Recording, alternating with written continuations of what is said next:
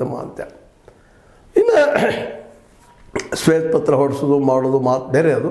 ಅದನ್ನು ನಮ್ಮ ಯದುವೀರ್ ಒಡೆಯರವರು ಹೇಳಿದ್ದಾರೆ. ಅದಕ್ಕೆ ನಮ್ಮ ಡಿ ಕೆ ಶಿವಕುಮಾರ್ ಅವರು ಏನಪ್ಪ ಅಂತಂದ್ರೆ ಅದಕ್ಕೆ ತಿರುಗೇಟು ಕೊಟ್ಟಿದ್ದಾರೆ. ಅದ್ರ ಜೊತೆ ಇನ್ನೊಂದು ನಮ್ಮ ಯದುವೀರ್ ಅವರು ಒಂದಿಷ್ಟು ಮಾತಾಡಿದ್ದಾರೆ. ಏನಪ್ಪ ಅದು ಅಂತಂದ್ರೆ, ರಾಜ್ಯ ಸರ್ಕಾರಕ್ಕೆ ಜಾತಿ ಗಣತಿ ಮಾಡೋ ಯೋಗ್ಯತೆ ಇಲ್ಲ. ಅದನ್ನು ಒಳ್ಳೇದಾಯ್ತು, ಕಂಪೇರ್ ಮಾಡೋದು ಬರ್ಬಿಡೋದು ಅಡ್ಡಿ ಇಲ್ಲ, ಸರಿ ಮಾತಾಡಿದ್ರಿ. ಇದು ಯಾಕೆ ಮಾತಾಡಿದ್ರಿ? ಯೋಗ್ಯತೆ ಯಾಕಿಲ್ಲ ಇದಕ್ಕೆ ಜಾತಿ ಗಣತಿ ಮಾಡುವಂಥದ್ದು?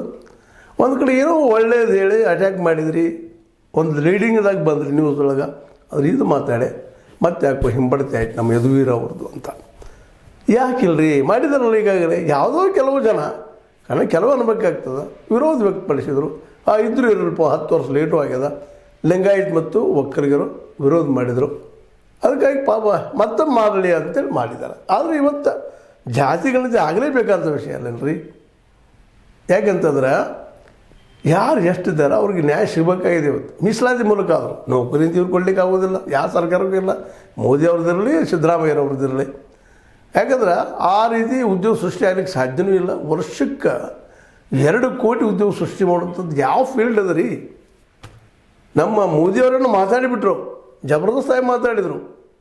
2 ಕೋಟಿ ವರ್ಷಕ್ಕೆ ಉದ್ಯೋಗ ಕೊಡ್ತಂತೆ. ಯಾವ ಫೀಲ್ಡ್ದಲ್ಲಿ 2 ಕೋಟಿ ಕೊಡೋದಕ್ಕೆ ಸಾಧ್ಯ ಅದ? ರೈಲ್ವೆ ಇಲಾಖೆಯಲ್ಲಿ ಅದನ, ಯಾಕಂದ್ರೆ ದೊಡ್ಡ ಇಲಾಖೆ ಅವ. ಬ್ಯಾಂಕಿಂಗ್ ಸೆಕ್ಟರ್ದಲ್ಲಿ ಅದನ,